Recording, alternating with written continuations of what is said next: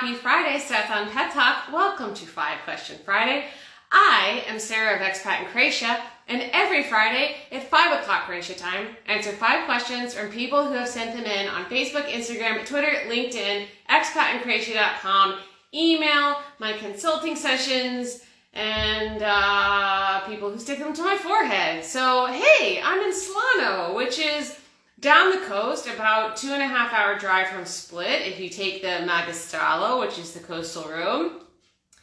I am staying here through the weekend. I'm super lucky that wonderful lady out there in the universe, Alexis, invited me to come and stay on the property where her family lives down here in Slano. And for those of you who have been following for a while, last May, I came down to Slano for the first time. It was a holiday weekend. It was the last weekend in May, and I came down here by myself. And sometime between the drive from Split to Slano, I was in excruciating pain, like fire and daggers just ripping through my back. And I posted on stories and I said, hey, I'm in Slano. This is the situation. Does anyone know a masseuse in this area? And Alexis reaches out and she's like, hey, I know somebody who's at the Admiral Hotel. You can talk to her. And so I talked to her and I went and I stayed in the spa all day. And this was after I saw a doctor in Slano who jabbed a giant narcotic in my butt. And I just felt like human soup. It was the best. Turns out it was not my back. It was an internal thing that was going on that had gotten way out of control. But oh my gosh, she saved my life. And I hadn't met her in person. And so this is the first time I'm actually meeting her in person. So super cool. So she's got a pretty nice pool, which is why I'm all curly with my hair wet, because I just crawled out of it probably like 45 minutes ago. So I can come and talk to you guys, because this is like the best part of the week. What else? Oh yeah, I have a list of people that I happened to meet in the last week, some of you out there, and I would love to shout out to all of them. So one, I met Michaela and Floor at the Split Tech City panel that I did last week, which I'm going to tell you guys about. I met Tamada also at the Split Tech City panel, and Tamada actually sat in on 5 Question Friday last Friday, which was pretty neat. I met Dora at Teak. She walked in and she looks at me and she's like, do we know each other? And I was like, I don't know. She's like, oh, you're on Instagram. I'm like, sometimes I am. Yes. And then I met Tanya at Teak 2, like a week later. I was sitting there with my headphones on and I was doing some work, and she got up and she was walking away and she was like, hey, I just want to say your stuff is amazing. Thank you so much. And I was like, thank you so much for saying that and saying hi. I really appreciate that. So I have run into a ton of people lately, and whenever you guys say hi, I love it. I love meeting you guys out in the wild, and I love when you say hi. It's so nice, and I'll always give you a shout out here whenever I meet you.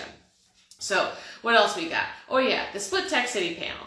So last week, Split Tech City, which is an organization based in Split, obviously, that tries to encourage people in tech. They have a membership, so if you have a company, you can be a member. They have lots of different benefits. Anyways, they hold a women in tech meetup every once in a while, and they invited me to moderate a panel with 3 wonderful women about their experiences in tech. One's a designer, one's in marketing, one is in QA, and it was the first time I've ever moderated a panel. I've been on panels, but I've never moderated one. So this was the very first time. I think I did all right. I don't know, we'll see. We have the YouTube up from it, but we haven't promoted it yet, so keep your eyes peeled for that in case you're curious of what that is like. In case you were not here with me last Friday was our 100th episode of 5 Question Friday. It was a huge, big extravaganza spectacular, which thank you to everybody who watched, either live or the replay. That was a huge milestone for Expat in Croatia and for me personally. And a little calculation I did in my head afterwards was, if we did 100 episodes, that means I've answered more than 500 of your questions just here on 5 Question Friday alone, which made my eyeballs pop out of my skull. That is ginormous. And we had 5 fans, well actually not 5 fans because 2 were couples, so we had 7 fans who joined us for last episode, and they asked me a question, I asked them a question, and we got to hear from them, and it was a huge variety of people, expats as well as Croatians, people who live in Croatia, people who don't live in Croatia. So if you have not seen that yet, please go check it out. Yeah, I ended it pretty much in tears. But I want to give a bit of sunshine to Danielle. Danielle is our social media manager, and she was the architect of the 100th episode of 5 Question Friday. I could not have done it without her. It was extraordinary, everything that she did. I did not have to do much thinking at all. She made up all these documents. She coordinated with all of our guests. She had a schedule. I mean, it was just impeccable. Impeccable. So thank you so much, Danielle. Could not have done it without you. Just thank you from the bottom of my heart. You made me think as little as possible. So thank you for making it such a giant success. Okay, so that's it, I think. Yeah, now we can dive into the questions. Although I feel like I've seen out of the corner of my eye that we're getting some messages here from Logan, who's one of my favorite people out there in the universe. Let's see what we got up here. Okay. Ooh. Oh, I see Lucia's out there and Terry's here too. What is Alec has a question. We've talked before. What is the longest generation a person has gotten citizenship from? Ooh. You know, I'd have to speak to our lawyers about that because they're the ones who are actually submitting those applications and working with our clients directly. But I do know the oldest that someone has submitted an application through our lawyers, and that was from the mid-1700s. So when you're applying for citizenship based on descent, you can go back as many generations you want, as long as you can prove your lineage and you can get a birth certificate from that ancestor. So we've had a couple people come to us and ask if, they said, I am related to the first king of Croatia. And they wanted to go back to the ancestor that was royalty that left Croatia to move abroad. Most likely because she was married off to somebody in somebody else's empire. But in those cases, they couldn't do it because Croatia is not going to issue a birth certificate from royalty from 1300 years ago. They're just not going to do that. So as long as you can get a birth certificate from whoever that ancestor was, and you can get birth certificates tracking that lineage all the way down the line, connecting them to you, then you can apply based on them. That's all it really comes down to. So that's a great question, Alec. Okay. Hey, Logan. All right. From my experience, as long as you can, yep, that's exactly what I said. Yep. Okay. Aha, you're answering Alec's question. Thanks so much, Logan. You're doing my job for me. You're making it so much easier. All right, cool. Let's go ahead and get started. All right, so I have 5 lovely questions for you today. So this first one comes from Sarah with an H, through our 5 Question Friday form, which you can find at the link in our profile or in our newsletter or on our website. So I would like to know how life is for people as they age in Croatia. If someone lives there permanently and can no longer live independently, what are their options? This is a great question. I'm so glad that this got asked. One, it's never been asked before. And the other thing is, for lifers like me who plan to die in Croatia, I would really like to know the answer to this question. Like, what are the options for someone who's aging in Croatia and they retire in Croatia? You know, especially for those of us who may not end up having a spouse. And I'm definitely not going to have any children or grandchildren to look after me, because that's not happening. Nothing is coming out of this womb, and I'm okay with that. So we had both Cam and Maria. They're the ones who put together this answer for me to share with you now. It depends on the financial situation, a person's condition, their desires, and their possibilities in general.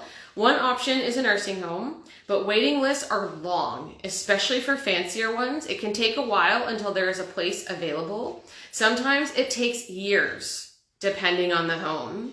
Some people have the right to home care by nurses from ambulances. If they have a health problem they can't handle themselves, but they can still live at home. If their health is horrible, they go to the hospital and usually they will die there.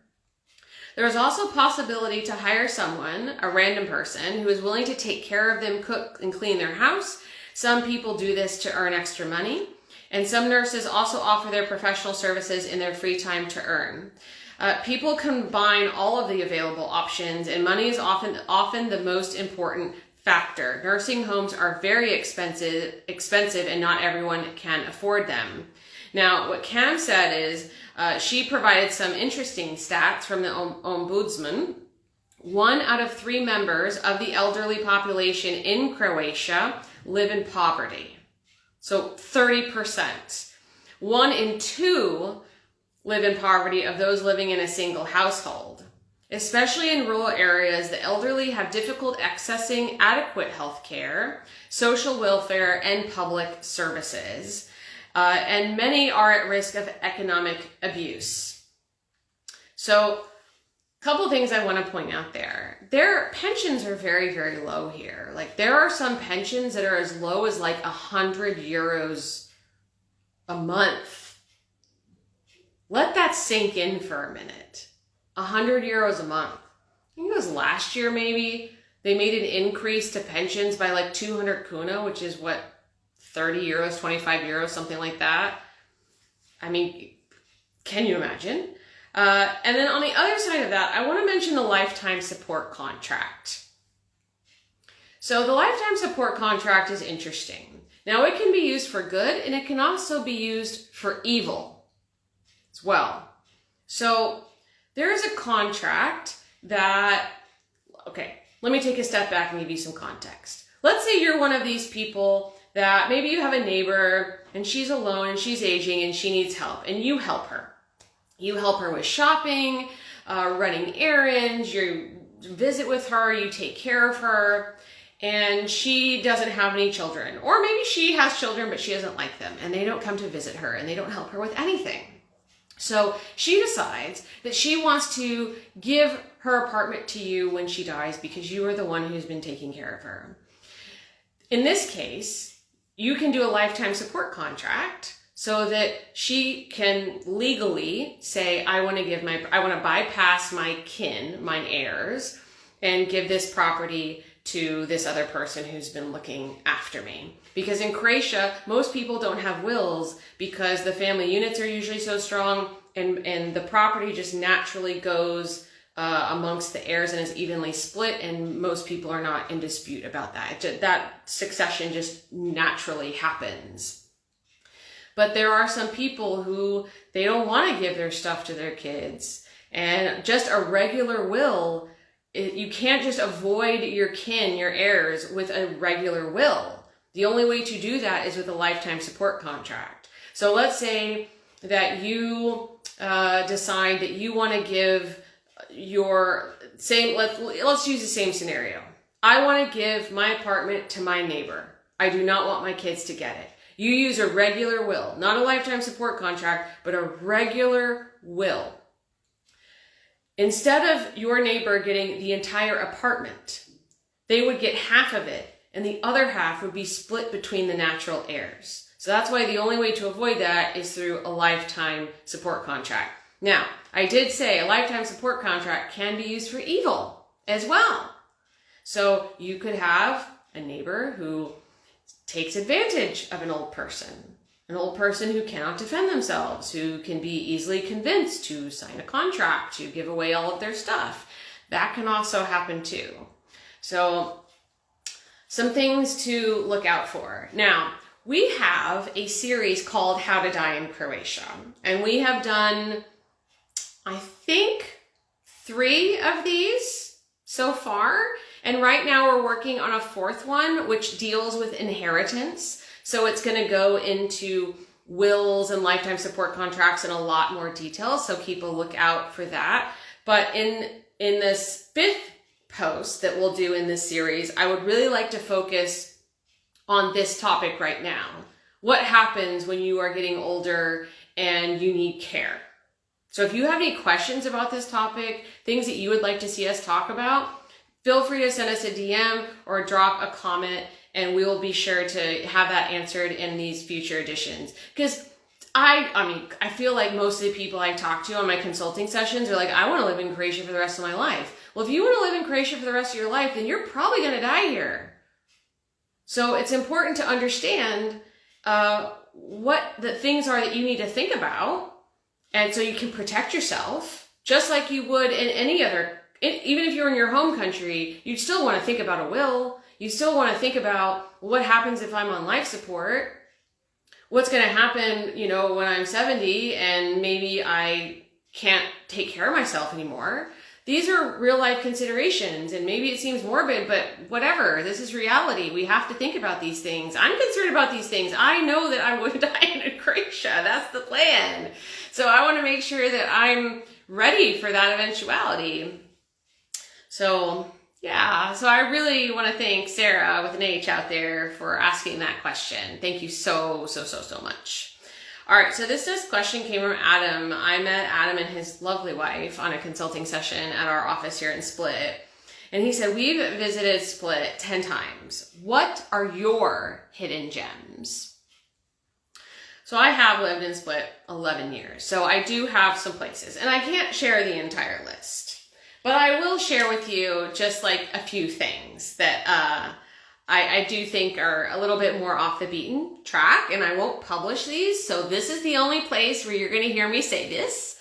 So first is a hike on Kozjak Mountain.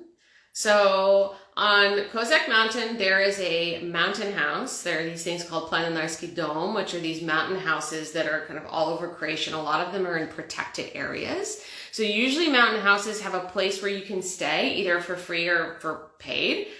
And then a lot of times they have a place where you can eat. So this mountain house on Kozjak, they have rooms that you can rent, but they also have, I don't know if I call it a restaurant, but they serve food and you can buy that food. And the food is excellent. They only usually have like 3 things on the menu or 2 things on the menu, and when they're out, they're out. But the food is so good. It's like super home cooking. And it's really affordable, like super mega affordable. Like you would never find a cheap meal like that in Split ever. It's pretty much for the price of a coffee, you can get a meal there. But the hike is so beautiful. You start at the cemetery and in Kastel Shoutouts, I think it is. And then you start there and then you just worm your way up. And there's all these different kind of routes that you can take. And depending on the routes that you take, it determines whether or not your hike is shorter or longer. Now, you're literally kind of going up this, but it is an easy hike in the sense that there's not a lot of like steep inclines. So someone who is a beginning hiker could absolutely do it. But I will say this. Go slow if you're a beginner, for sure. Don't get too revved up. Take a lot of breaks. Definitely bring water with you. And this time of year, it's hard to do it unless you do it at dawn, because it gets hot, and it's even hotter when you're on a slope and the sun, let me do it that way. And the sun is like beating down on you. So it's not something that you could really do in the, once the sun comes up. But it's beautiful to do in the spring and the fall. Now, if you want to benefit from that lunch, but you don't want to do the hike, you can absolutely drive up there. It's fantastic. Another place I love is Cafe Bar Solar in Stilbrec. Now, I didn't have a car for the first 10 years that I was here. So whenever I rented a car, I always went to Cafe Bar Solar. It used to be called something else. I can't remember what it was called before. But its terrace is like over the beach. So you're kind of almost, not quite over the water, but it almost feels like you're over the water and you're just looking at Brač and the sea all around. And the beach below is nice as well. The water is just so clean and beautiful. I love Cafe Bar Solar. And then my favorite pizza place in Croatia is called Pizzeria Bepina, which is in Pazdigrad. So it's owned by this lovely couple, and they've never wanted to expand. They've never wanted to be in the center. They have a wonderful community of patrons that go to their pizzeria on Pozdigrad, and they're happy with that. And I'm cool with that too. I don't want it getting out of control and filled with people, you know? But the pizza to get is called the Bolduska. And it is a cheese pizza with these little shrimps that are farmed from Brač, and a little baka like deveins them and cleans them and everything. And then they have like a wood-fired oven, and whenever the pizza comes out, they drizzle it with this mixture of olive oil, crushed garlic, and parsley. So the pizza is super mega hot. So when it gets hit with that mixture, it just warms up that mixture just enough to make that garlic and olive oil and parsley like really fragrant. It is excellent. Absolutely excellent. I would also suggest the watermill in Žernovnica. You can go with like a pack of friends, and you want to make a reservation in advance. It's not like a traditional restaurant, but they do peka, and it's a 600-year-old watermill that is still working today. And the river, Žernovnica River, goes right by it, obviously, because it's a watermill. And they filmed a scene of Game of Thrones in that river. I used to have a Game of Thrones tour company, and our guests would always end there. So if you remember the scene where, oh, now I can't even think of her name, but Khaleesi's like right-hand woman, when she's bathing in the river and Grey Worm is staring at her because she's all naked, that was filmed there.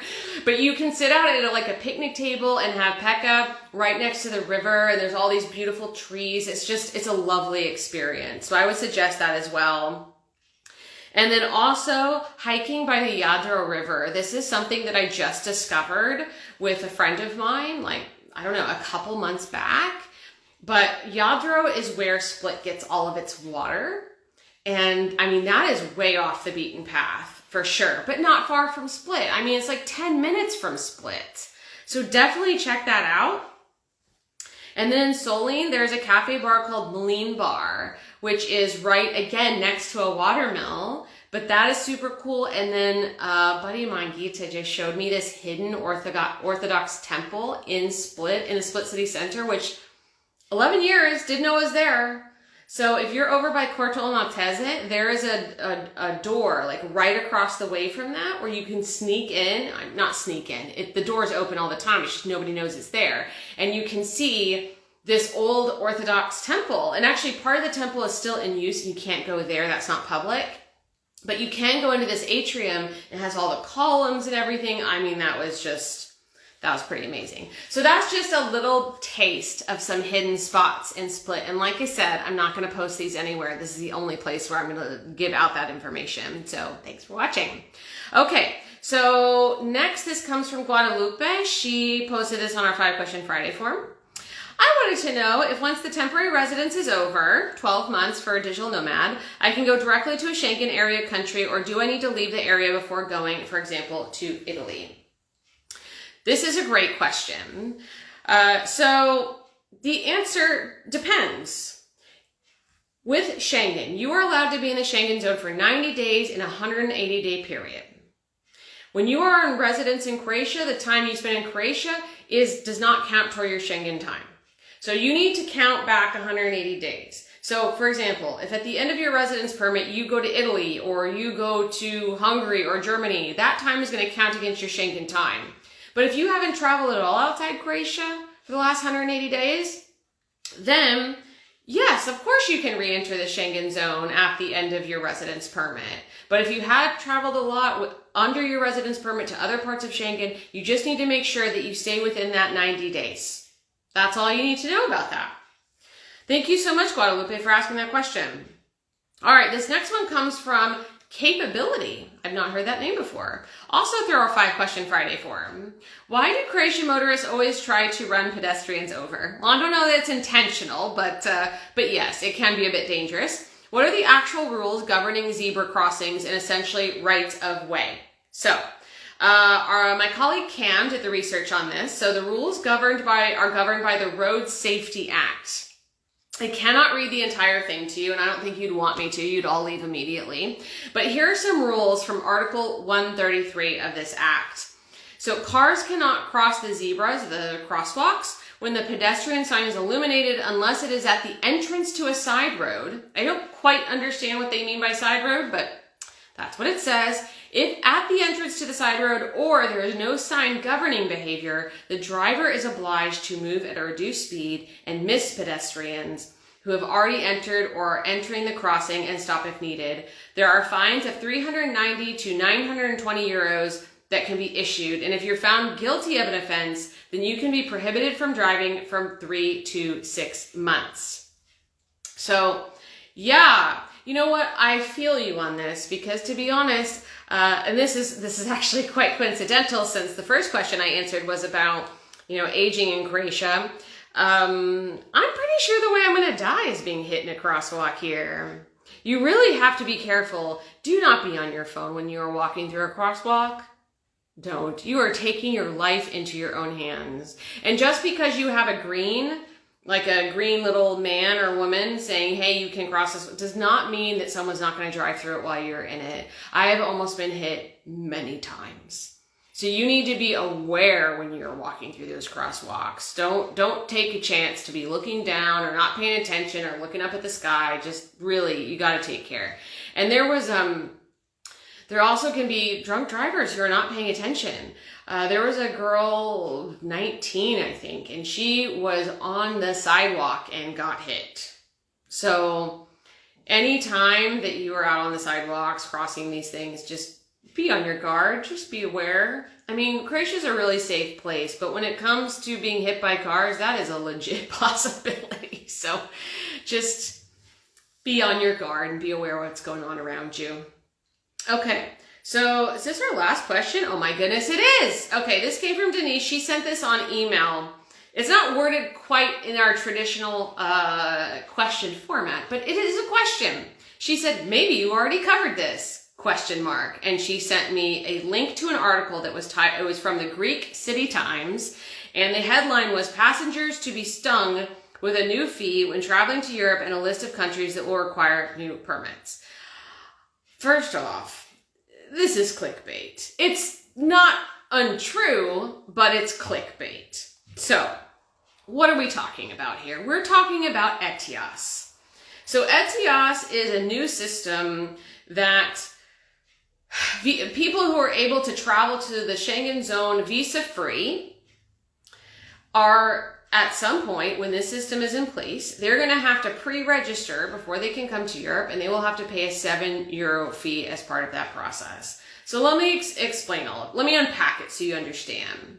So ETIAS is projected to come into place at the end of 2023, and this affects visa-free travelers going to Schengen. So let me remind everyone what Schengen is, because you have all these different zones. You have Europe, you have the European Union, you have the Schengen zone, you have the Eurozone, and you have the EEA, the European Economic Area. So let me just give you the difference between the European Union and Schengen. Let's not dive into all that other stuff. So the European Union is about 52 countries. The Schengen zone is 26 countries. So the defining characteristic of the Schengen zone is that it's a borderless area. So there are no border checkpoints between countries. Now there is an exception. Someone told me recently that they still have checkpoints in Austria or Switzerland. I can't remember which one it is, and that is their prerogative. But when Croatia joined the Schengen zone on January 1st, the borders between Croatia and Slovenia and Hungary, for example, those came down. When you fly into a Croatian airport from another Schengen country, you don't have to go through passport control. So this ETIAS system is specifically for visa-free travelers who are coming into the Schengen zone. Now, I'm going to read you directly from their website because I don't think I could possibly make it any simpler than how they have it on their website for ETIAS, okay? So, this is a travel authorization for the purpose of advanced verification of potential security and high epidemic risks. It will cost €7 per person, and must be obtained every 3 years if you wish to re-enter Schengen. After filling in an online application form, the system will conduct checks against EU information systems for borders and security, and in the vast majority of cases, issue a travel authorization within minutes.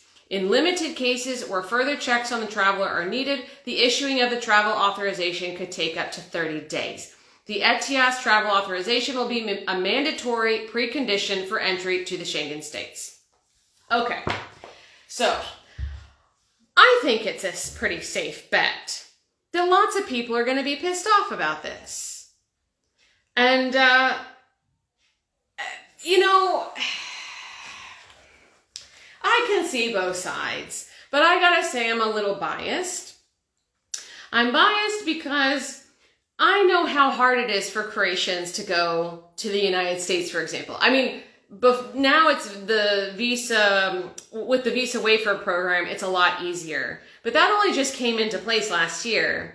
Prior to the visa waiver program, Croatians, to go to the United States, I mean, they were put through the ringer. They had to go to the U.S. Embassy, they had to be interviewed, they had to show bank statements, they had to prove that they were rooted here in Croatia and they had no intention of going to the United States and just staying there forever and dropping anchor. And, you know, I have a lot of Croatian friends who went through that process and they're like, yeah, it's a little bit brutal. And that's just an isolated incident. So, you know, there's been an imbalance for a really long time between these more Western countries that have been able to travel to Europe visa-free without any kind of extra steps, whereas there are citizens in Europe who, if they want to go to the United States or Canada or whatever, they had to do a lot more. It was imbalanced. And this is still not even remotely close to what they had to do. This is filling out an online form and paying €7. So it's supposed to be in line with privacy laws. The European Union is really hardcore when it comes to privacy laws. GDPR is intense, but that's a discussion for another time. So I'm pretty sure people are going to be annoyed because they haven't had to do something like that before, and nobody wants to do an extra step and nobody wants to pay any money to do it. But that's just how it is. When I went to Turkey in 2014, I had to pay $20 and I had to do a visa application to be able to do that. That's just how it is. I mean, if I wanted to go to Brazil, last time I checked if I wanted to go to Brazil, it was like $160 for an American to get into Brazil. So €7 is not that big of a deal. But that's what that is. And once we have an actual date for when ETIAS is going to launch, we will do a post about it. We do mention it in our post about Schengen, which if you would like our post on Schengen, just send us a DM and we'll shoot it right over to you.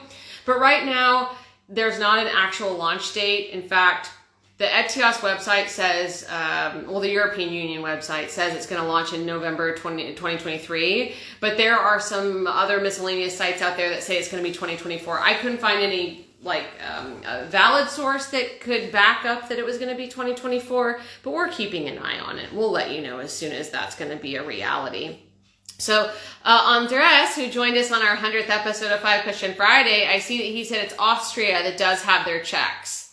Thank you so much for backing that up. I thought it was Austria, but then Switzerland started popping into mine and I really couldn't be very sure. So Andres says, if you go to Austria through bus, 8 out of 10 times the police will stop the bus and check passports. That's the kind of check they do. Okay, thank you so much for sharing that. I really appreciate it, Andres. I've only flown into Austria and that was, 2019. I haven't driven to Austria, so I cannot speak to that from personal experience. All right, guys, so those are the questions. I just have a couple more things to say, and then we will be done for today. Okay, so first, we put up a post, I want to say it was yesterday, about ACAP. I have mentioned this a few times. The Association of Croatian American Professionals Conference is at the start of July. I'm going to be moderating a panel on how Croatia can inspire its youth and everybody really, to stay in Croatia and not go abroad. I am so super jazzed about this panel. Today I had a call with Matt Slertich, who's going to be on that panel, and he's considered to be the hero of CSAC He's extraordinary. I could have talked to him for hours. Super seasoned entrepreneur, has built factories, manufacturing facilities, a culinary school, an incubator, all in CSAC.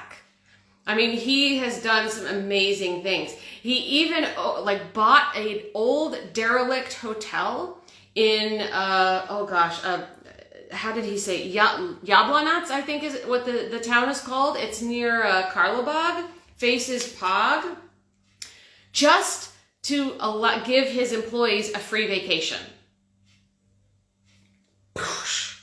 And Cam, my colleague, she's the one who did the research on the panelists, and she dropped the article mentioning this into our group chat for our company. It's like, not a subtle hint at all. And in my write-up that she gave me, like the headline about how he bought this hotel for his employees was in giant font, like 100 pics font and bolded. All right, look.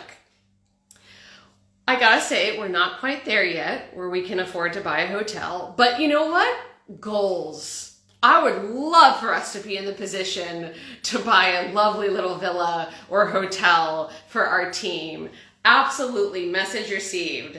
So yeah, I'm just so honored to have this privilege to talk to these people. Another person on the panel is the first woman director of the Croatian Employers Association. And then another gentleman is this incredibly successful young entrepreneur named Ante Medic. So the reason I'm bringing it up is because the post we did yesterday, I kind of explained all of this, and we would really love to have you participate in this panel. And how can you participate? By sharing with us what you think Croatia should be doing to retain its citizens. So if you have any thoughts, drop a comment, send us a DM, because I'm preparing those questions right now because I'm moderating it. So basically, I'm the one who gets to decide what it is that we ask these people. So if you have any thoughts, even if you don't have a question, if you just want to share your experience with us or share your concerns or ideas, like we want to hear anything that you have to say because it can help feed what it is that we ask them. Now, as I understand from ACAP, this panel is going to be live streamed. We don't have the details on that right now, but we're hoping that that's something that we can share with you. So if you can't be at the panel in person in Zagreb, at least you can watch it. So I'll keep you posted on that. And if you want to go to the conference, you can go to acap.hr, maybe, I think is just Google ACAP Croatia, you'll find it. So you can register or you can volunteer. And if you volunteer, you can get into the conference. And myself and Danielle, our social media manager, and Lucia Peric, our relocation specialist, and Carol Ann, or Cam as we call her, our new junior consultant, we are all going to be there in Zagreb. So I hope that we get to see you there. Now, last thing I'm going to say. Next Friday, I will not be here. I would really love to be here, but I cannot be here, and I'm going to tell you why. So I turned 40 in May, and that's a big milestone for me. And I always wanted to do like a super big party on Brač for my 40th birthday. And so that's what I'm doing. And I invited my friends from the States, and a few of them are coming into town for this party. And one of them, who is my oldest friend that I have on the face of this planet, we were born in the same hospital, down the hall from each other, the same night. And we ended up meeting for the first time when we were 5. We went to kindergarten together, and we have been friends ever since. And I adore him so, so much, and he's going to be here. And he arrives at 4:30 in the afternoon in Split, so that is why I can't be here with you for 5 Question Friday next Friday. And the following Friday is ACAP, so I won't be able to be there either. So we're going to take a couple weeks off. I'll still put out videos and things. You can still submit your questions by sending us a DM, and maybe we'll answer your question here on a future 5 Question Friday. So thank you so much for being here. Love having this time with you. I hope that you have a magnificent sunny weekend that hopefully is not mega humid wherever you are. Oh, Lordy have mercy, is it humid outside. It's like soup. I just like am drenched all the time. So I need to live in a pool. All right. Thank you so much. That's it for me. Bye. Ciao. Vidi se.